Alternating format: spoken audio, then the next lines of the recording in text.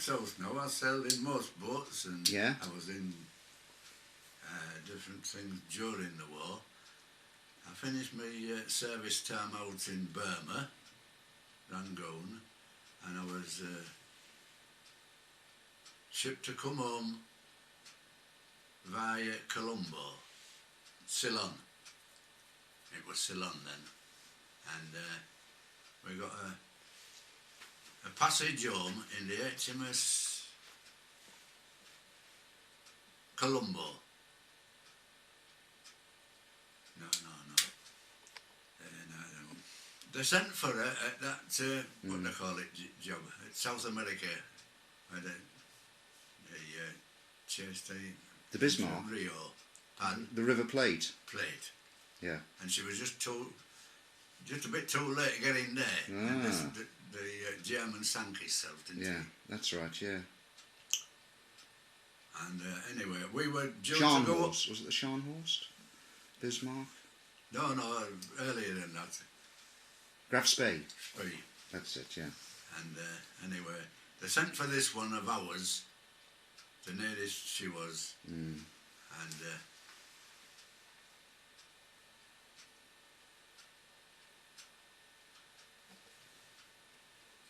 pardon? You set off from Colombo, yeah? Ceylon, you said you were coming home? Yes, from Rangoon to Ceylon, that's right. In the high seas, yeah. I think it was the Colombo. Yeah? Anyway, it was and as I said, I'd settled in everything, and clear of one as big as that, there'd all have been smaller boats, I was seasick. Yes, right, I was seasick. And we came through the Bay Biscay, and to finish with this boat, she was just trooping then, and the old skipper of her, the captain of her, he wanted the fastest run from Ceylon back home through the Red Sea and Mediterranean back home, and he meant getting it, and we went in Malta, and he wouldn't stop to pick the mail up at Malta. Mm-hmm. As he would have been late on his run through to this country. And we got into the Bay Biscay with a force 12 gale. Lovely. With a southwest wind, just same as this one. Yeah. Right astern of us. Yeah. And I'm not kidding. I never saw out so big in my life. For sea, you know, the actual size of the... What, big as houses? Oh... Bigger. No, yeah, no. And we was lucky, you see, we were what we call running before it, same way. And I used to think to myself, I don't know what this fellow would do if we turned round. I'd had to go other way. Yeah. You could go straight through it, you know. But... About 50 or 60 foot were they? Pardon? What, 50, 60 foot high the waves, do you think? What do you estimate they would have been? Oh...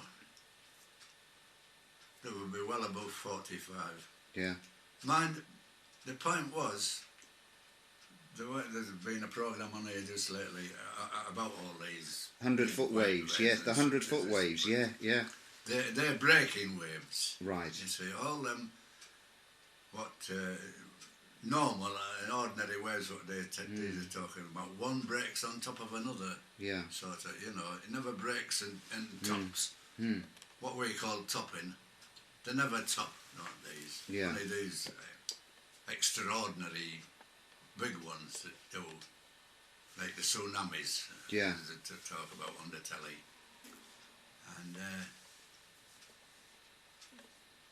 it just helps us on our way, that's all. Well, that was the biggest sea you've ever seen. Yes.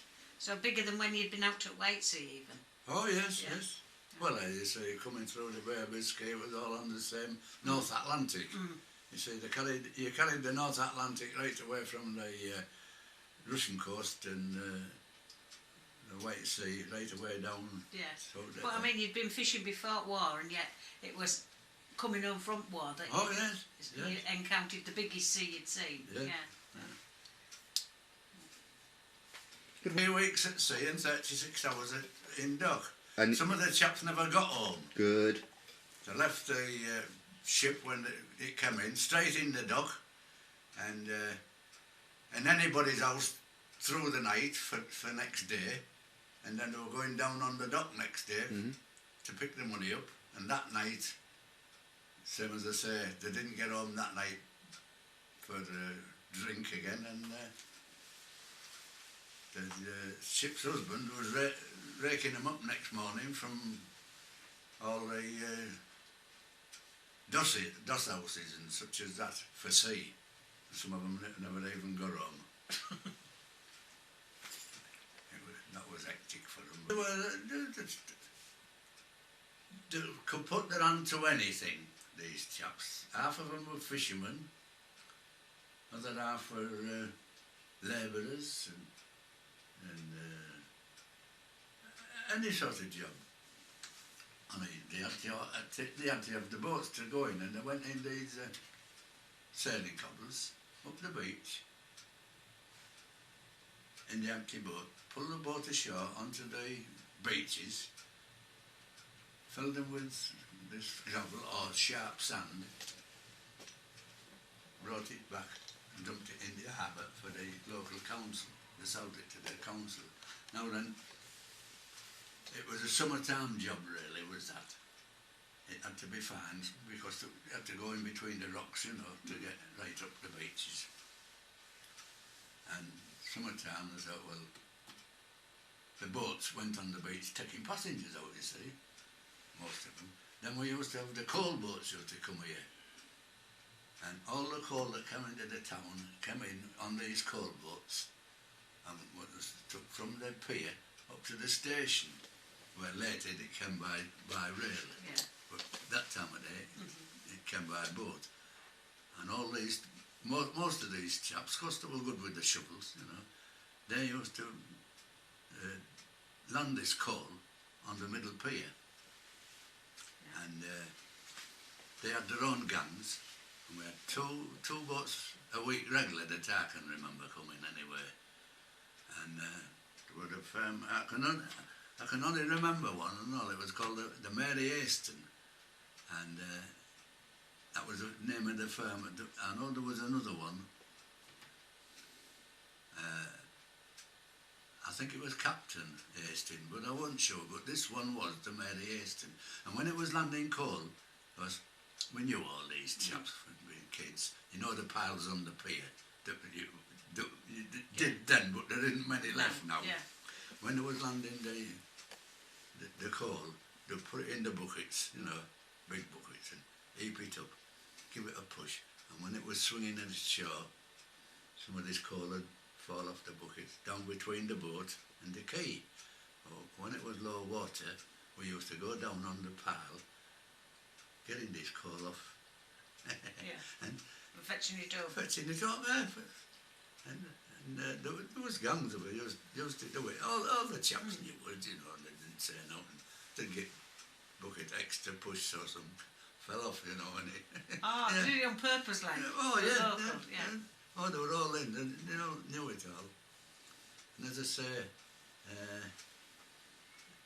when the coal boats, everything stopped with them, with the coal boats. That was their best paid job in the coal boats.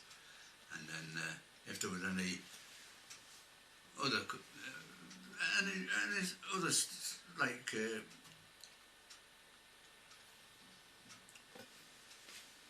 to bed. Yeah. And how long was the day, and how hard was the work? Your day was 36 hours long. 36 hours. Not 24, 36. Yeah.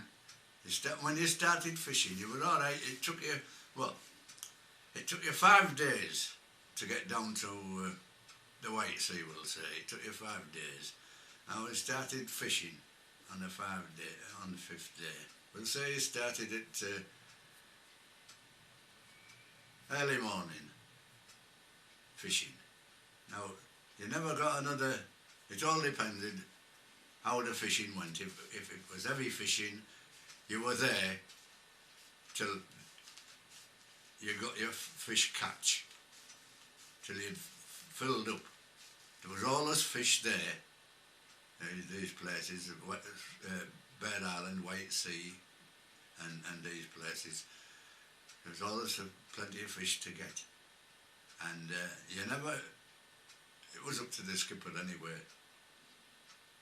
He kept you on deck working as long as there was any life in you, actually. And I've seen time when we've been started fishing, we've been on deck, only been off the deck for meals, and you was allowed 20 minutes for a meal. You were on deck 48 hours, then you got 4 hours off, 4 hours sleep, then you were called out again, started fishing, and you got another 36 hours on deck, on the fish, and then you got another 4 hours off, and then next time you come up you was there till the fish was full, till the boat was full of fish. You never got another day off at all. You were like more or less three watches before you got to a nap. Yeah, but it'd be fairly easy work though. Nice sunny weather outside, chatting with the lads, maybe a smoke. Go on. It wasn't, was it? What was the work like? It was slavery. Yeah, good. Tell it truth, it was slavery. And, well, everybody said, they all said the same anyway. Especially the deckhands and, I mean, what we call the firemen, engineers, they had their own watches and time. I mean, because the engines had to be looked at all the time. Where then you could put a net over the boat, over the side and tow it along for 2 hours and not bother about it, not worry whether it was there or not. But not with the engines. I mean, the engines, you had to be there, and they had to be fed with the coal, you know, and such as that. So they had their own working hours. Were you continually on deck gutting all the time then? Oh yeah, gutting. Just Some gutting, some putting the fish away and what have you, yeah. And freezing cold? Yeah. Was it dangerous using the knives gutting? Were there many accidents? Well, I never saw an accident. Well, I did. Because your hands would be numb, nearly wouldn't bad. they? Yeah, yeah. Your hands would be numb with the cold. No, it's surprising, it wouldn't. You had gloves and you had mittens. Yeah. So you had the gloves for, I mean, you couldn't go with mittens on because there was no fingers, but you had gloves, and there were wool gloves. I mean, there weren't anything special, but there were wool gloves. And they talk about accidents. A chap at the end, number 1, you remember you heard of them, Oddses, Yeah. Nancy's. Not there now. No. Yeah. It's the last one there. She had a brother, he worked at Hull, and of course, as I say, bad weather it was. He was in this firm, bad weather. He'd been in the firm a long time, had the chap. Bad weather, and if we was all in the net, when it was bad weather, the skipper would be in the wheelhouse, you know, looking after the ship, and if he saw a wave coming that was thought was dangerous, he'd shout out, you know, look out for water. And when you heard that, you grabbed the first thing, you was near a handrail or something like that, and this chap grabbed an handrail and the sea came aboard and hit him and broke him away from the handrail, and when he come to, his hand and his arm was still on the handrail, and he was fixing Elsewhere. up at the other end of the ship, Help. pulled his arm right off. Anyway, he didn't get back to sea, but But survived. he survived. Oh yeah, they got him in and he survived. He led a full life, like. I suppose he had a decent pension from the firm and such as that, but yeah. So how did you... I mean, if the gloves, you had wool gloves, Yeah. they'd be saturated with water. Oh yeah, they were wet through. But you said your hands weren't cold. No. How come your hands weren't cold? Well, I'd have thought they'd be frozen. Well, they'd start freezing when you first put them on, but then I mean, you could just take them off, wring them out, and put them back on again. You see, Maybe the speed of the work, you didn't even notice. no, you hadn't much to worry about on it, fish, you know. How many cod could you gut during a day? What was your rate? Were you one of the fast ones? No. When I first went out of Hull, Yeah. I mean, I'd been, as I say, I'd been, what, 3 or 4 years in the North Sea and such as that. But it was a different sort of fishing when you went distant fishing, you know, deep sea fishing. It was a different sort. You got the big fish. And of course, they took more gutting. And, I mean, it was a point they never used to bother about the man next to him. If you were stood in the pound gutting fish, you never bothered about the chap next to you. You thought he was the same as you, which he was. He wanted to get off the deck and down below again, get a bit of time to himself, and that's what you worked for, to get off the deck. If he was slacking a bit, well, of course he'd get told chap next to him and come on, get a wakey sort of stuff, you know. Yeah. But there was no. If he didn't pull himself up, he didn't get a job next time he went, you see. And then when the skipper would be watching him, he'd be watching them all and So saying, you'd all be gutting about the same rate, really. oh, yeah, more or less, yes. Yeah. There was a few who was Slower or faster. faster than others, Yeah. which there is anything, Yeah. more or less, you know. But you never counted how many fish you did. Oh, no. No, you just worked. You worked for the end of the day to get off the deck first. To have some As kick. quick as, yeah. Just to have a rest. Are we about done there, do you think? Yeah. You've got Unless you everything? wanted anything else they wanted to ask at all. A final. Oh, it's up to you. But any exciting stories that you can remember? I know it's difficult to ask you. Yeah, it's lovely that, yeah. Oh, yeah. So really, you've been quite lucky in your working life that you haven't seen no big disasters. Oh, yeah. Yeah. Well, I was out of Hull at the time, and the wires they used, they were like that, you see, towing the net. Mm-hmm. And they went on the drums, heaving the net up. And if you broke a wire, well, they spliced them together. Well, there was always the odd ends hanging out. Now, with all the trawl, this was out of Hull, with all the trawl this day, and we were shooting it away again.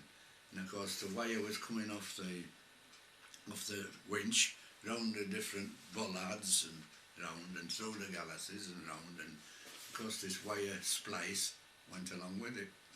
And I was stood what we call standby, stood under casing, sort of just watching it go, and this height going round the bollard, this height from the deck, it was just pulling along.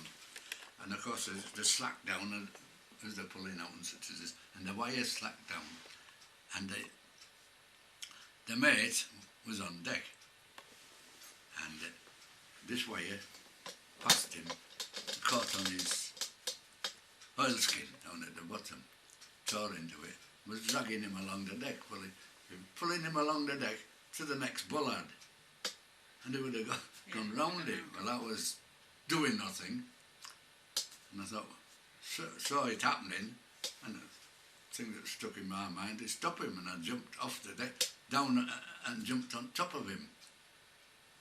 Well, of course, my weight on top of him tore away his oilskin, and it tore it down at the bottom. Got up, and he looked at this, and he played hello with me. But wasted his trousers. His brand new oilskin, his brand new oilskin, it had torn him down. I said, that was a new one this trip. I said, it wouldn't have been a new one if he'd gone round there. Nowadays, what's your thoughts on young ones nowadays? Morons, Well, drug takers, slackers. I don't know, sure. Say something controversial. Say what you No, really... they're not bad lads, but the point is they haven't seen anything. Yeah. You're It's talking like- about young fisher lads, you mean? Yeah. Yeah. No, on the other day, there's one in there, you'll see it there, one of these. Yeah. There's 3 of us on that. Now, there's On that me one, and two father chaps. Yeah. They're both dead now, we're them 2. The one who's died this year, pair of them. Oh, was it? Big Is it one of Axe? Mason. Yeah. And as I was saying, there's this young lad, Mundy, David Mundy, he's on it. Yeah. And at the end of the thing, I'm on the quay, just shout. He's on one of the boats, and I was just shouting across to him. Now I was sat in the bus shelter the other day, waiting at the bus, and he's coming across the road, carrying a plastic bag like. And he was halfway across the road, and he saw me sat in the bus shelter, so he waved like, and I waved back. Anyway, he come back, and he said to me, he said, "Are you going home?" Which, I mean, it was obvious I was waiting at the bus. Yeah. I said, "Well, not really. Why?" He said, "Why?" He said, "I just wondered if you were going home." He said, "Well, you want this?" I said, "What is it? A bit of fish?" I said, "I'm going home now if it's for me." You know. Yeah. He said, "Oh, yeah." And he got it. I said, "This is all right, bit of fish anyway." Come up home, and I looked. 3 lobsters. Right. So. Well, I made a few. And he's got a bad name, really, hasn't he? Huh? And he's not got a very good name. But that was kindness. Oh yes, Yeah. that's it. Respect and Yeah. appreciation of Oh, you. yeah. And I said, "I can go back home now." I said, "I can go bus any time." Yeah, that's what I don't say. And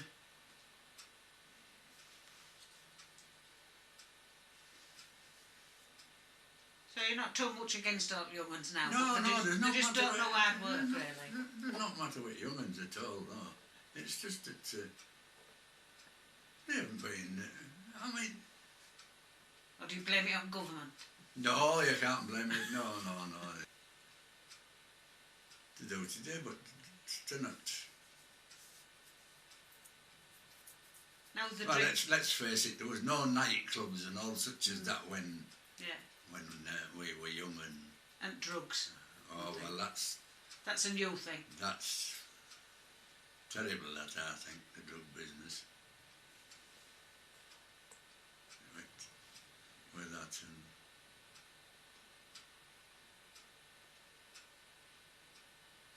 I think that'd be fine. That's good. Could you just repeat your name? Oh, okay. Well, I mean, I'll all tell you- Scarborough fishermen have got nicknames. I'll tell you a story about this. Now, when I joined the Navy, I was with this old skipper in this boat. He was a skipper and I was the mate. And I was with him 3 years in this boat. Now, after the war, now, I was called up, see, and I've got 2 names, Charles William. Right. Now, being in the Navy, what's your name? So, what did they do? They take the first name. See, right out. I was called Charlie while I was in the Navy. Before I joined the Navy and all that, I was called Bill. Right. Now, after the war, Edgar Kay, you might have heard of it, Edgar. Yeah. He was out of Hull in this big trawler, and when he came home, he'd been with the skipper that I was with during the war, and he used to say, "When you go home, remind me to Charlie Scales." He said, "Look, there isn't one."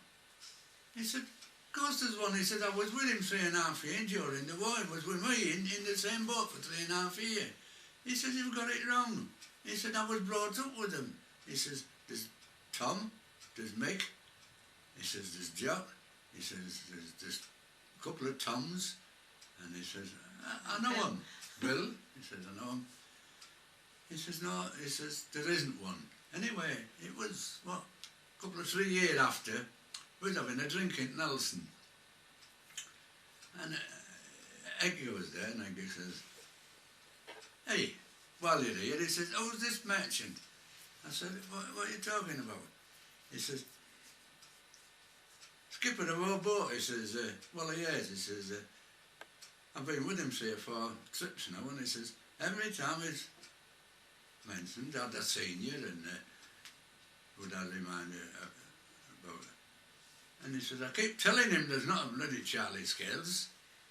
So I started laughing. He says, "Well, is there?" He said, "It isn't you." I said, "It is." He says, "No." I said, "You're Bill." He says, "I know you, Bill." I said, "I know." I said, "But while I was in the Navy," I said, "they just took my first name." I said, "And it just grew on me," and I said, "That was it." I said, You known as anything "No, like jocks who no, like no. There was our jock." Action. Motivation. 1940 what? 1940. Just waiting to It's join up. Scarborough, 1940, waiting to be called up for joining the Navy. In the Nelson, just going to the bar to have a drink. And quite a few of my mates there, you see. And at that time of day, they didn't call, they weren't gay, we called them puffs. Yeah. And I stood at the bar, and somebody come and stood next to me and just put his hand on my shoulder, and he said, "Do you mind if I speak to you a minute, like?" And I looked at him and, "Oh, he's one of them." I said, no, you're all right." He said, "There's something I've got to tell you." I said, "Something you've got to tell me?" He said, "Yes." He said, "You'll be in the service before long." He said, "You'll be in a blue uniform." Oh, I said, "Well, that isn't fact, yes, fishing port and waiting to go, you know." And he said, "But," he says, "before long," he says, "not very long," he says, "you'll have 3 letters after your name." And I looked at him, I said, "Good God," I said, "my Navy life isn't going to last very bloody long then." That's the letters that come. R.I.P. R.I.P. I said, "Is that it?" He said, "Yes." "Are you having a drink?" I said, no. I said, "You've given me enough." Anyway, forgot all about this, didn't I? Until nearly 3 years after, more or less to the week, I was called up to the commanding officer's office, and he turned round and he says, "Now," he said, "you can put 3 letters behind your name, Scales." I said, "What's that, sir?" He says, "You've just been decorated with a Distinguished Service Medal." All right. Yeah. 3 letters. Yeah. And I said, when he said that, I said, "These three letters is Yeah. just come." And all the victories. Yeah. I had 7 altogether, We've got a nice little row. and I haven't won now. Have you not? No, bloody John Burns luck with them and lost them. Oh. And the You can get them, distinguished. you know. You can get them again. Yeah, I know. Yeah. Well, all lad Or can get them copies, if yeah. you want some. Yeah, Harry could get copies, yeah.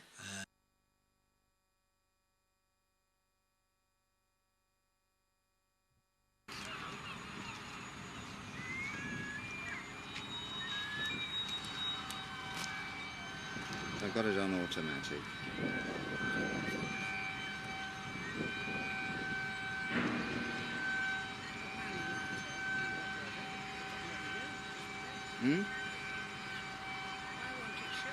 Sorry, I'll do it in a minute. Don't relax. It's okay.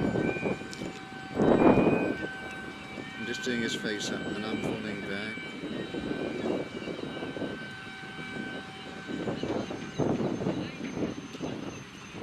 Thanks.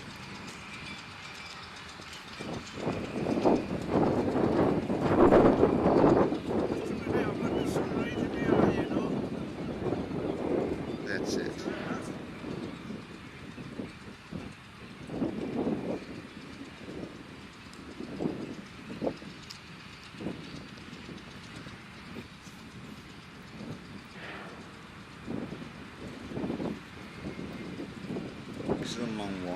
Have you got a shot of him? No.